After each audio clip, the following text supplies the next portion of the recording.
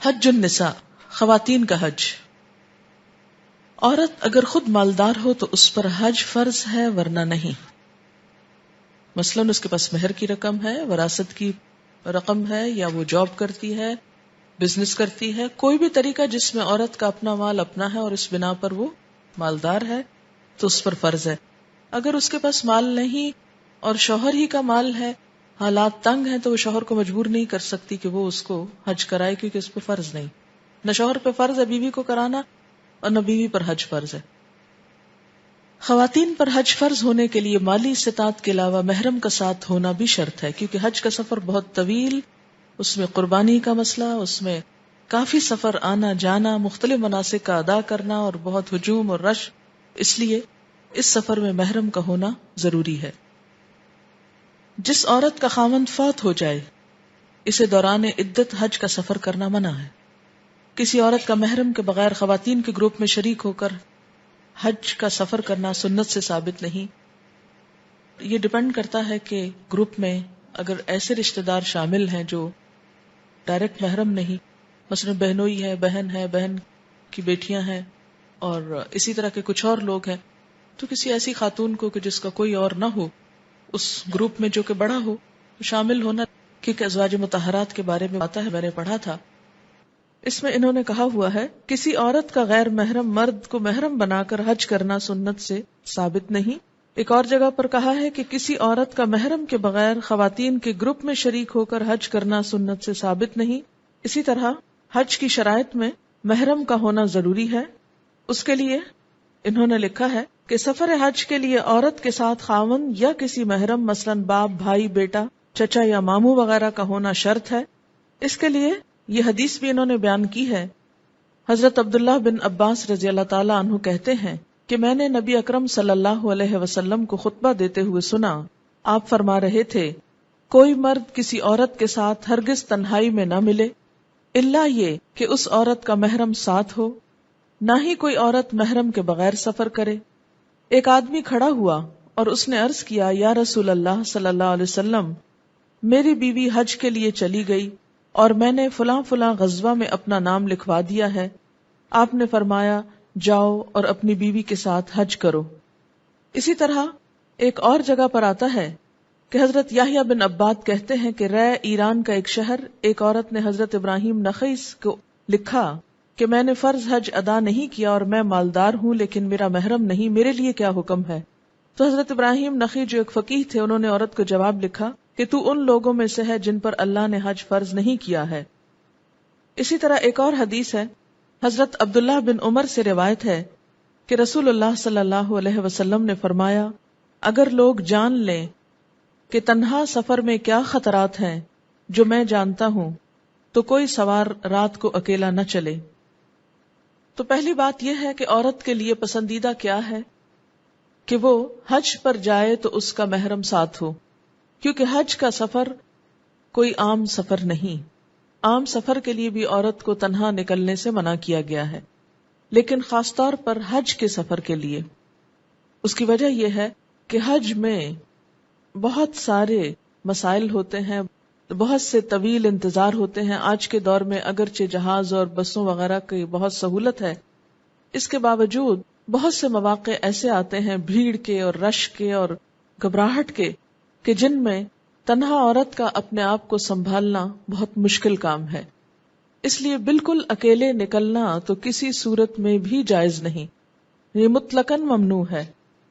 کہ جیسے آپ یہاں سے اپنے گھر چلی جاتی ہیں اکیلے، ایسے کوئی شخص یہ کہے کہ اب جہاز میں بھی تو 3-4 گھنٹے لگتے ہیں تو میں اکیلے حج کر آتی ہوں، ایسا کرنا درست نہیں۔ لیکن جس چیز کی گنجائش نکلتی ہے وہ یہ ہے کہ اگر عورتوں کے ایک بڑے گروپ میں محرم کے بغیر نکلتی ہے تو آیا اس کا حج ہوتا ہے یا نہیں؟ اس کے بارے میں 1-2 دلائل ہمیں سنت سے ملتے ہیں، اور وہ یہ ہیں۔ بخاری کی روایت ہے عورتوں کا حج کرنا۔ امام بخاری کہتے ہیں مجھ سے محمد بن محمد نے کہا، ہم سے ابراہیم بن سعد نے بیان کیا، انہوں نے اپنے باپ سے، انہوں نے اپنے دادا سے، ابراہیم بن عبد الرحمن بن عوف سے، کہ حضرت عمر رضی اللہ تعالی عنہ نے اپنے آخری حج میں آن حضرت صلی اللہ علیہ وسلم کی بیویوں کو حج کرنے کی اجازت دی اور ان کے ساتھ حضرت عثمان بن عفان اور حضرت عبد الرحمن بن عوف کو بھیجا. یعنی سب ازواج جو تھیں، 2 کی تو ڈیتھ ہو چکی تھی، لیکن باقی جو ازواج تھی وہ سب ایک گروپ کی شکل میں گئیں. ان کے ساتھ اپنا کوئی محرم نہیں تھا، لیکن حکومت کی طرف سے 2 لوگوں کو ان کا نگران بنا کر یا محافظ بنا کر یا ذمہ دار بنا کر ان کے ساتھ بھیجا گیا اور ان سب نے حج کیا. اور یہ 2 کون تھے؟ ایک حضرت عثمان بن عفان تھے اور دوسرے حضرت عبد الرحمن بن عوف. پھر اسی طرح دوبارہ حضرت معاویہ کی خلافت میں بھی ان بیویوں نے حج کیا. یہ ہودوں پر سوار تھیں اور ان پر چادریں پڑی ہوئی تھیں. یہ بخاری کی روایت کی وضاحت ہے. پھر اسی طرح ہم دیکھتے ہیں کہ ایک اور روایت میں آتا ہے، صحیح بخاری ہی کی روایت ہے، حضرت عدی سے مروی ہے کہ میں خدمت نبوی میں بیٹھا ہوا تھا کہ ایک آدمی نے آ کر فاقے کی شکایت کی، یعنی بھوک کی. دوسرے نے آ کر رہزنی کی شکایت کی، یعنی بدامنی کی کہ ڈاکے پڑتے ہیں. آپ نے فرمایا، عدی تم نے ہیرا دیکھا ہے؟ ایک علاقے کا نام ہے. اگر تمہاری زندگی دراز ہوئی تو تم دیکھ لو گے کہ ہودج نشین عورت ہیرا سے چل کر آئے گی. یعنی ایک عورت تنہا نکلے گی اپنے ہودج میں، خانہ کعبہ کا طواف کرے گی اور اسے اللہ کے سوا کسی کا خوف نہ ہوگا. اور اگر تمہاری زندگی دراز ہوئی تو تم کسرا کے خزانے فتح کر لو گے. اگر تمہاری زندگی دراز ہوئی تو تم دیکھو گے کہ آدمی چلو بھر سونا یا چاندی نکالے گا اور ایسے آدمی کو تلاش کرے گا جو اسے قبول کر لے تو کوئی اسے قبول کرنے والا نہ ہوگا. یعنی صدقہ خیرات روپیہ 2 روپیہ نہیں، پرس میں کوئی ہاتھ ڈالے اور چلو بھر سونا نکالے اور کسی کو دینا چاہے لیکن کوئی لینے والا نہ ہوگا. اسی روایت کے آخر میں، یعنی بخاری کی اس روایت کے آخر میں حضرت عدی کا بیان ہے، میں نے دیکھا کہ ہودج نشین عورت، یعنی وہ کہتے ہیں میں نے خود دیکھا اپنی نگاہوں سے کہ ایک عورت ہیرا سے چل کر خانہ کعبہ کا طواف کرتی ہے اور اسے اللہ کے سوا کسی کا خوف نہیں. یعنی تنہا آتی ہے، طواف کر کے واپس چلی جاتی ہے. اور میں خود ان لوگوں میں تھا جنہوں نے کسرا بن ہرمز کے خزانے فتح کیے. یعنی حضور صلی اللہ علیہ وسلم کی دوسری پیشن گوئی بھی درست ثابت ہوئی. اور اگر تم لوگوں کی زندگی دراز ہوئی تو تم لوگ وہ بھی دیکھ لو گے جو ابو القاسم صلی اللہ علیہ وسلم نے فرمایا تھا کہ آدمی چلو بھر سونا یا چاندی نکالے گا لیکن لینے والا کوئی نہ ہوگا. یعنی 2 پیشن گوئیاں ان کے زمانے میں پوری ہو گئی اور ایک کی پیشن گوئی پھر انہوں نے آگے روایت کی. یہ 3 روایتیں آپ کے سامنے میں نے رکھی. ایک میں کیا آتا ہے کہ عورت محرم کے بغیر حج نہ کرے. دوسرے میں کیا آتا ہے کہ محرم کے بغیر سفر نہ کرے. تیسری روایت میں کیا آتا ہے حضرت عبداللہ بن عمر کی کہ نبی صلی اللہ علیہ وسلم نے فرمایا، لوگ جان لیں اگر کہ تنہا سفر میں کیا خطرے ہیں، جو میں جانتا ہوں تو کوئی سوار رات کو اکیلا نہ نکلے. یعنی عورت تو کیا مرد بھی اکیلا نہ نکلے جب سفر میں خطرہ ہو. یہ ساری روایتیں کیا بتاتی ہیں کہ کیا مرد اور عورت میں کوئی ڈسکریمنیشن مقصود ہے کہ مرد تو چلے جائیں اور عورتیں جو ہیں وہ دین کے کام سے محروم رہیں؟ یہ نہیں ہے مقصود.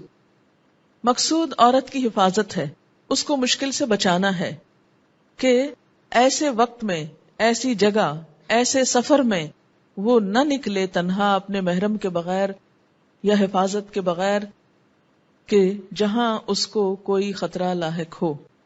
دوسری بات کہ ازواج مطہرات بغیر محرم کے، لیکن حکومت کی طرف سے 2 افراد کے متعین کرنے پر 2 مرتبہ، ایک حضرت عمر کے دور میں اور دوسرے حضرت معاویہ کے دور میں نکلی. کہاں؟ حج کرنے کے لیے. اور یہ کس شکل میں نکلی؟ گروپ کی شکل میں. یہاں تنہا سفر کرنے کی یا بغیر محرم سفر کرنے کی جو علت تھی، علت کیا ہے؟ خطرہ. یعنی خطرہ کہ عورت کی عزت کو، جان کو، مال کو، کسی بھی چیز کو تنہا سفر کرنے میں جو خطرہ لاحق ہوتا ہے وہ خطرہ نہیں تھا. لہٰذا وہ کیسے گئی؟ بغیر محرم کے گئی. ٹھیک ہے. تو اس سے کیا پتہ چلتا ہے کہ اصل چیز وہ علت ہے جس کے سبب یا جس کی وجہ سے عورت کو اکیلے نکلنے سے منع کیا گیا ہے. پھر اسی کی منسلکہ روایت یہ کہ آپ صلی اللہ علیہ وسلم نے فرمایا کہ ایک امن کا زمانہ آئے گا جس میں تنہا عورت اتنی دور دراز سے اکیلے آ کر حج کرے گی. اور وہ صحابہ نے دیکھا بھی، اور یہ بھی صحیح روایت ہے بخاری کی. اس سے بھی کیا پتہ چلتا ہے کہ جب امن کا زمانہ ہو، جب کسی قسم کا کوئی خطرہ نہ ہو، عورت کے لیے مشکل نہ ہو، تو پھر وہ سفر کر سکتی ہے.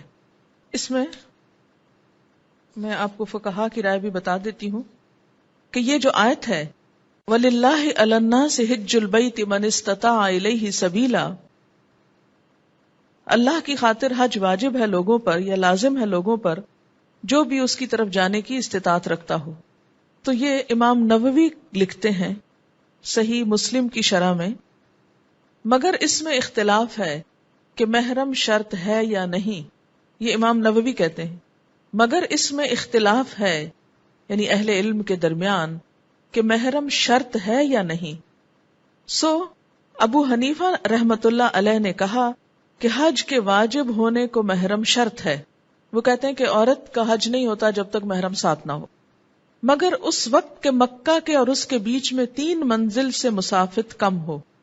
3 منزل سے مسافت کم ہو تو کوئی بات نہیں، اکیلے بھی چلی جائے.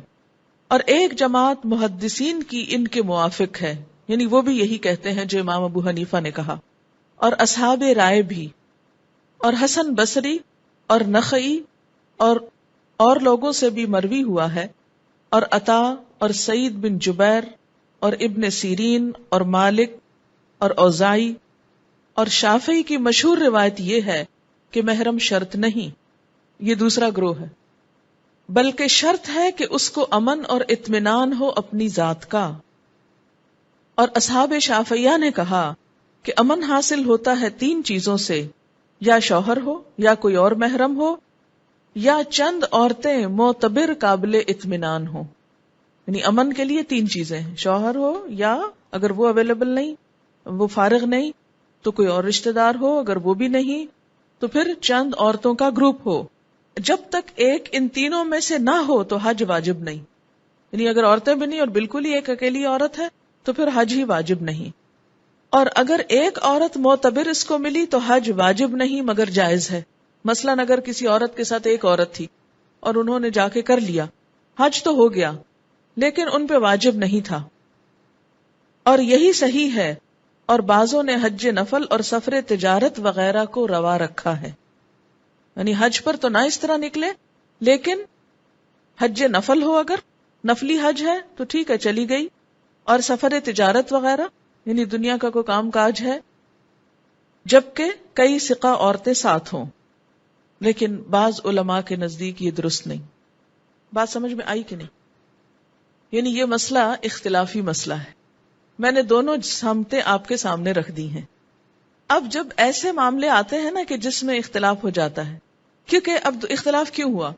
اس لیے کہ دونوں کے پاس دلائل ہیں، ہے نا. اب آپ یہ نہیں کہہ سکتے کہ جی نہیں یہ غلط کہہ رہا ہے، اس کی دلیل نہیں، دوسرا کہ نہیں یہ غلط کہہ رہا ہے. ایک بات یاد رکھیے، اجتہادی مسائل کے اختلاف میں کوئی جانب منکر نہیں ہوتی. اجتہاد کیا ہوتا ہے؟ قرآن اور سنت، تعامل صحابہ کو سامنے رکھ کر آج کے دور کے لیے کوئی مسئلے کا حل نکالنا. اجتہاد کا روٹ کیا ہے؟ جہد. جہد کس کو کہتے ہیں؟ کوشش کو. کس کام میں کوشش؟ دین کے مسائل کے استخراج اور اس کو ڈیڈیوس کرنے میں، مختلف چیزوں کو سامنے رکھ کے اس سے نتیجہ نکالنے میں کوشش جو ہوتی ہے کہ کیا کیا جائے. ایک مسئلہ پیش آ گیا، اس کا حل تلاش کیا جائے. حل تلاش کرنے کے لیے کیا؟ ساری ریلیونٹ چیزیں اکٹھی کر لی جائیں، پھر ادھر کے بھی دلائل دیکھے جائیں، ادھر کے بھی، پھر موجودہ دور کو سامنے رکھ کر کوئی فیصلہ دے دیا جائے.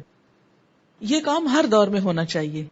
لیکن ہمارے ہاں مشکل یہ ہوئی کہ پہلی 3-4 صدیاں تو ہوتا رہا، اس کے بعد باقی سب نے انہی کے اجتہادات اور فیصلوں کو لے کر تقلید شروع کر دی. بس ہمارے لیے وہی کافی. اور دلیل کیا دی گئی اس پر؟ کہ ہم بڑے عالم ہیں یا وہ بڑے تھے.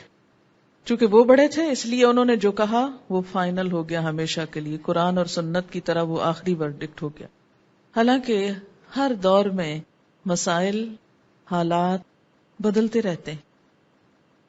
اب مثلاً سفر ہی کی قسمیں آپ دیکھیں تو کتنی بدل گئی. آج کے دور میں اور 1000 سال پہلے میں بہت سی چیزوں میں فرق ہے. 1000 کیا 100 سال پہلے اگر آپ کو کراچی سے اسلام آباد جانا ہو تو کتنا مشکل سفر تھا، یہ کوئی سوچ ہی نہیں سکتا. اس وقت اگر آپ کسی بھی عالم دین سے یہ پوچھیں کہ کیا ایک عورت عورتوں کے گروپ میں جا سکتی ہے تو کوئی بھی نہ کہتا کہ جا سکتی. کیوں؟ اس لیے کہ اتنا دور اور اتنا مشکل سفر، اور جانا بھی نہیں چاہیے، کوئی بھی عقل مند شخص اجازت نہ دیتا. لیکن اگر آج کے دور میں کوئی پوچھتا ہے تو صورتحال بہت بدل چکی. 2 گھنٹے کی مسافت پر ہے، 2 گھنٹے کی مسافت ہی بنتی نا، جہاز پر زیادہ زیادہ 2 گھنٹے لگتے ہیں. تو وہ فاصلے جو 2 دنوں کے تھے وہ کیا بن گئے؟ 2 گھنٹے کے بن گئے. اب 2 گھنٹے کی دوری پر اگر آپ کے گھر کی کوئی عورت جاتی ہے یا رہتی ہے تو وہ سچویشن نہیں رہی جو اس وقت کی تھی. اب آپ دیکھیں کہ شاید یہی وجہ تھی کہ اللہ تعالیٰ نے اس دین میں اتنی وسعت رکھی، اور اس وسعت کی وجہ سے بعض اوقات احادیث ایک دوسرے کو کنٹرڈکٹ کرتی نظر آتی ہیں، حالانکہ وہ کنٹرڈکٹ نہیں کر رہی ہوتی. اب بظاہر آپ دیکھیں کہ ایک حدیث کچھ کہتی ہے اور ازواج مطہرات نے کچھ کیا، تو آپ کا کیا خیال ہے؟ ازواج مطہرات اور حضرت عمر اور یہ سب لوگ، عبد الرحمن بن عوف، حضرت عثمان وغیرہ، ان سب کو کوئی سمجھ نہیں تھی، انہوں نے سب دین کے خلاف کام کیا احادیث جانتے بوجھتے ہوئے. ایسی بات نہیں ہے. ان کو معلوم تھا کہ دین کے اندر وسعت ہے، رخصت ہے، سہولت ہے، اور اگر علت نہیں تو اس عمل میں حرج بھی نہیں. مثلا علت کیا ہے؟ ایک اور چیز، جیسے نماز قصر میں علت کیا ہے؟ نماز قصر میں سبب سفر ہے، نہ خطرہ ہے، نہ بیماری ہے، نہ دوری ہے، نہ گھر ہے، نہ پردیس ہے، اس میں علت سفر ہے. اذا ضربتم فی الارض، جب سفر کرو تم زمین میں، کوئی نہیں لکھا ہوا جہاز کا کرو یا گاڑی کا کرو یا تم کسی اور چیز کا کرو. جہاں علت ہوگی وہاں رخصت بھی ہوگی، جہاں علت نہیں رخصت بھی نہیں. یہ بات سمجھ میں آ گئی؟ جس کو نہ آئی وہ ہاتھ کھڑا کرے. جہاں علت نہیں، یعنی گھر میں بیٹھے سفر نہیں، وہاں رخصت بھی کوئی نہیں. جب آپ چلے گئے یہاں سے تو علت پیدا ہو گئی اور رخصت حاصل ہو گئی. ٹھیک ہے. اچھا، اسی طرح عورت محرم کے ساتھ نکلے یا اس کے بغیر نکلے، اس میں علت کیا ہے؟ اس کی حفاظت اور امن کا ہونا. یعنی سبب کیوں عورت کو تنہا نکلنے سے منع کیا؟ کہ عورت ایک قیمتی چیز ہے، اس کی حفاظت مقصود ہے. جب ایسا سفر، ایسی جگہ، ایسا طریقہ ہو کہ جس میں اس علت پر کوئی حرف نہیں آ رہا تو رخصت دے دیں گے. اور جہاں وہ سبب پیدا ہو گیا تو رخصت ختم ہو گئی، پھر آپ تنہا نہیں نکلیں گے، پھر آپ کے ساتھ لازمی کوئی ہونا چاہیے. اب مثال کے طور پر تعلیم کے لیے بچیاں مختلف علاقوں میں ہاسٹل میں رہتی ہیں. اس میں صرف دنیاوی اسکول کالجز نہیں ہیں بلکہ پیورلی دینی مدارس بھی ہیں. اور یہ پوری دنیا میں ایک کامن فینومینا ہے کہ جہاں بھی عورتیں تعلیم کے لیے نکلتی ہیں تو یہ ممکن ہی نہیں کہ ہر عورت کے ساتھ اس کا بھائی نکلے اور وہ بیکار باہر چوکیدار بن کے دروازے بیٹھا رہے کہ بہن باہر نکلے تو میں اس کو پکڑ کے گھر تک پہنچاؤں. یہ عملی طور پر پریکٹیکلی ممکن ہی نہیں. اس لیے کیا ہے صورتحال کہ سہولت کس چیز میں ہے یا علت کیا ہے؟ امن کا ہونا یا نہ ہونا. تو اگر امن ہے، محفوظ جگہ ہے اور عورتیں ایک گروپ میں رہ رہی ہیں تو کوئی حرج نہیں، اور گروپ قابل اعتماد لوگوں کا ہے، نعوذ باللہ اس میں کوئی چور ڈاکو نہیں جمع کہ جو ایک دوسرے کو لوٹیں گے. تو ایسی صورت میں کیا ہے؟ یعنی امن موجود ہے تو عورتیں تنہا بھی گروپ کی شکل میں کہیں رہ کے دن رات پڑھ سکتی ہیں. اب آپ دیکھیے کہ ایک سعودی حکومت نے بھی ایک قانون بنا رکھا ہے اور اس میں بھی فلیکسیبلٹی. آپ کو پتا ہے کہ کچھ ملکوں میں اس قانون کی بڑی سختی ہے، کچھ اور ملکوں میں نہیں ہے. انڈونیشیا ملیشیا سے اسٹوڈنٹس کے میں نے خود گروپس دیکھے ہیں، ینگ گرلز کے، مدارس کے، جو اپنے ٹیچرز کے ساتھ آتے ہیں، عمرہ کرتے ہیں اور جاتے ہیں وہاں. کیوں؟ اس لیے کہ اس قوم میں ڈسپلن ہے ہمارے مقابلے میں کچھ زیادہ، اور وہ اس حکومت کی بات بھی مانتے ہیں اور کوئی ایسا امن و امان کا مسئلہ پیدا نہیں کرتے، اس لیے وہاں یہ رخصت موجود ہے. اور اس کی دلیل کیا ہے؟ ازواج مطہرات کا عمل، اور اس عمل کے پیچھے اجازت کس کی تھی؟ بڑے بڑے صحابہ کی تھی. ایک ہوتی ہے افضل ترین صورت کہ آئیڈیل سچویشن، ٹھیک ہے، ایک ہوتا ہے جواز کی کیفیت. آئیڈیل تو ہمیشہ یہی رہے گی کہ عورت اپنے شوہر کے ساتھ جائے یا بھائی کے ساتھ جائے، یہ ہر لحاظ سے قابل اطمینان بات ہے، ایسا ہی ہونا چاہیے. لیکن بعض عورتیں ایسی بھی ہیں کہ جن کے پاس ایسا کوئی ذریعہ نہیں، تو اس میں آئیڈیل سچویشن گروپ کی یہی ہوتی ہے کہ اس گروپ میں اگر کچھ خواتین کے بھائی یا شوہر یا کوئی محرم ہو تو باقی ان سب کے ساتھ پھر ایک گروپ میں مل کر، یعنی چند عورتوں کے ساتھ اگر ہوں اور باقی عورتیں ساتھ ہوں اور ایک پرامن گروپ ہو، یعنی وہ مرد باقیوں کی بھی ایک طرح سے لک آفٹر کریں. کیونکہ یہاں بھی آپ دیکھیں نا، حضرت عبد الرحمن بن عوف اور حضرت عثمان جو ہیں وہ ایک طرح سے ساتھ گارڈین کے طور پر جاتے ہیں. کیونکہ سفر حج جو ہے نا، عام سفر کے مقابلے میں بڑا مشکل سفر ہے، اور اس کے لیے وہ حدیث ہے، حضرت عائشہ کہتی ہیں کہ میں نے عرض کیا یا رسول اللہ صلی اللہ علیہ وسلم، کیا ہم آپ لوگوں کے ساتھ جہاد کو نہ جایا کریں؟ آپ نے فرمایا تم عورتوں کا عمدہ اور اچھا جہاد حج ہے جو حج مقبول ہو. حضرت عائشہ کہتی ہیں میں تو حضور صلی اللہ علیہ وسلم کے اس ارشاد کے سننے کے بعد کبھی حج چھوڑنے والی نہیں، یعنی ضرور جایا کروں گی. یعنی بہترین عبادت ہے، اور کتنی مشکل عبادت ہے جو جہاد کے برابر ہے ایک طرح سے. تو اس سفر میں پھر کوئی نہ کوئی ایسا ساتھ ضرور ہو کہ کوئی بے ہوش ہو رہا ہے یا گر رہا ہے یا پڑ رہا ہے، ایٹ لیسٹ اوروں کے ساتھ مل ملا کر کوئی انتظام کرے، کسی کو اسپتال لے جانا، ایئرپورٹ پہنچانا ہے، بکنگ کرانی ہے، ایئرپورٹ پہ کئی دن بیٹھنا ہے بغیر کھائے پیے انتظار میں کہ واپسی کی جگہ ملے. تو یہ ساری چیزیں ریکوائر کرتی ہیں کہ کوئی نہ کوئی مرد حضرات. اگر وہ سمجھتی کہ پر امن نہیں ہے جانا، اس کا خطرناک ہے کہ صاحب مال ہے مثلاً، تو لوگ کہیں چلو اس کو رستے میں ٹھکانے کرو کہ جا کے اس کا مال اٹھا لو، پھر وہ سوچ سمجھ، کیونکہ اس کو نا ایک اسے بطور فتویٰ نہ لیجیے، اس کو انڈیویجول جو حالات ہیں، سچویشن ہے، اس پر بھی ڈیپینڈ کرتا ہے.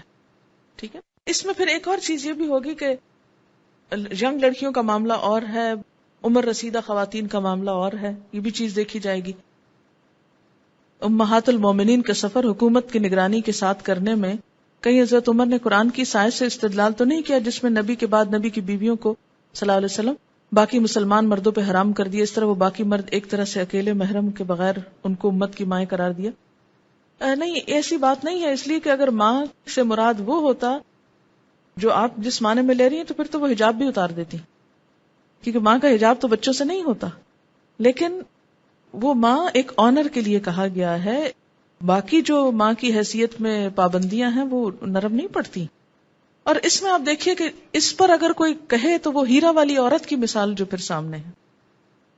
اور سب باتوں کے باوجود جس کا دل نہ مانے ایسا کرنے کو، اس کے لیے کوئی جبری حکم نہیں کہ نہیں ضرور جاؤ تم، پھر بھی جو زیادہ دل کو بات لگے وہی کی جائے. یعنی رخصت بھی موجود ہے اور دوسری صورت بھی موجود ہے. ایک عورت جس کو اللہ نے ساری نعمتیں دی ہیں، حیثیت بھی دی، وسعت بھی دی، شوہر بھی دیا، جانے کا آسانی بھی دی، تو اس کے لیے تو یہ سوچنے کی ضرورت ہی نہیں ہے اس رخصت کے بارے میں. لیکن ایک محروم عورت جس کے پاس اور کچھ نہیں، تو دین نے اس کو بھی محروم نہیں کیا، اس کے لیے بھی ایک گنجائش رکھی ہے. خواتین کو حج کا ثواب جہاد کے برابر ملتا ہے. حج یا عمرہ کے لیے آنے والی خواتین کو احرام باندھنے کے لیے حالت حیض یا نفاس میں بھی غسل کرنا چاہیے، بشرطے کہ بیماری کا خوف نہ ہو. عن عائشہ رضی اللہ عنہا قالت نفست اسماء بنت امیس بمحمد ابن ابی بکر بالشجرہ فامر رسول اللہ صلی اللہ علیہ وسلم ابا بکر یأمرها ان تغتسل وتحل، رواہ مسلم. حضرت عائشہ فرماتی ہیں کہ شجرہ کے مقام پر حضرت محمد بن ابو بکر صدیق کی پیدائش کے باعث حضرت اسما بنت امیس، یہ ان کی ستیلی والدہ بنتی ہیں حضرت عائشہ کی، حالت نفاس میں تھی. رسول اللہ صلی اللہ علیہ وسلم نے حضرت ابوبکر صدیق کو حکم دیا کہ اسما سے کہیں کہ غسل کر کے احرام باندھ لے. فرض نہیں ہے، افضل ہے، اگر بیمار ہونے کا اندیشہ ہو تو بے شک نہ نہائے. اسے مسلم نے روایت کیا ہے. عورت حالت حیض میں طواف کے علاوہ باقی تمام ارکان حج ادا کر سکتی ہے. عورت کا حالت احرام میں سر کے بالوں کو باندھنا یہ احرام کے لیے خصوصی لباس سلوانا سنت سے ثابت نہیں. حالت احرام میں عورت کو ممکن حد تک پردہ کا اہتمام کرنا چاہیے. عورت کے لیے طواف قدوم میں رمل سنت سے ثابت نہیں. دوران سعی عورت کا میلین اخضرین سبز ستون مراد ہے، ان کے درمیان بھاگنا سنت سے ثابت نہیں. عورت کے لیے سارے سر کے بال کتروانا یا منڈوانا منع ہے، اسے صرف 2 انگلی کے برابر بال کترانے چاہیے. اچھا پیچھے انہوں نے لکھا نا 1 انگشت، 1 انگشت سے مراد یہ ہے کہ یوں اتنے بال، اور 2 انگلی سے مراد ہے یوں. ٹھیک ہے، یعنی اتنے یا اتنے لمبائی میں، یا اتنے یا اتنے. ایکچولی یہ اس لیے کہ کوئی ایک واضح چیز جو ہے وہ کسی حدیث سے کوئی انچز بتائے نہیں گئے، کہیں سے بھی ایک لٹ جو ہے بالوں کی اتنی سی کاٹی جا سکتی ہے. ان ابن عباس رضی اللہ عنہ قال قال رسول اللہ صلی اللہ علیہ وسلم لیس علی النساء حلق انما علی النساء التقصیر، رواہ ابو داود. حضرت عبداللہ بن عباس سے روایت ہے کہ رسول اللہ صلی اللہ علیہ وسلم نے فرمایا عورتیں سر نہ منڈوائیں بلکہ صرف بال کٹوائیں. حج ادا کرنے والی حائضہ خواتین کو طواف وداع نہ کرنے کی رخصت ہے. عورت کے لیے شوہر کی اجازت کے بغیر نفلی حج ادا کرنا منع ہے. فرض تو اگر شوہر روکے بھی تو اس کو کرنا ہوگا، اس میں شوہر کی اطاعت نہیں ہوگی. یہ ایسے ہی جیسے نماز پڑھنے سے اگر کوئی شوہر منع کرے تو عورت نماز نہیں چھوڑ سکتی.